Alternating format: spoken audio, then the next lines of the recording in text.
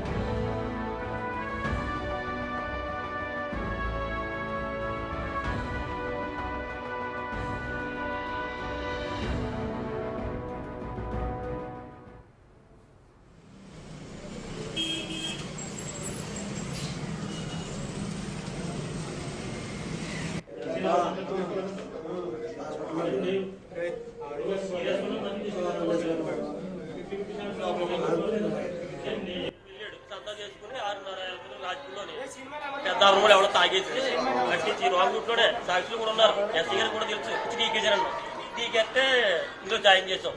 టెస్ట్లు చేసి రాజమండ్రి స్కానింగ్ చేయబట్టి 7,000 తీసుకొచ్చామన్న. తీసుకొచ్చేసి అన్నాడు బాగుందా రాత్రి బాగుందన్నారు.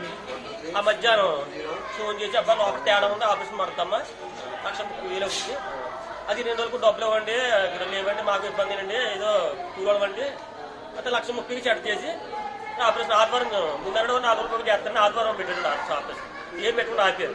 మధ్యాహ్నం దాకా 2వ దాకా చెప్పలేదు ఆకలి కూడా ఆ పేరు చెప్పి ఇవాళ లేదు తర్వాత చేస్తాం ఆపరేషన్ నిన్న చేస్తారని నన్ను చూసాను లేదు ఇవాళ 2 గంటలు చేస్తామని తీసుకెళ్ళాను. డబ్బులు కూడా ఆపరేషన్ అంటే 5 రోజులు ఉంటారు డబ్బులు ఉండదు లేకపోవచ్చు. 40,000 కట్టాను ఇందాక వచ్చి తాగిలెట్టి తాడు తాగిలెట్టి 30,000 ఎట్టు 70,000 కడతారు మొత్తం కట్టి 1,30,000 కట్టేస్తారండి. 5 రోజులు ఉన్నారు కదా మరి ఏం చేస్తాం చేసి బాగోదని ఏమంటే మీకు 9 గంటల 1,00,000 కూర్చొని కడతారండి.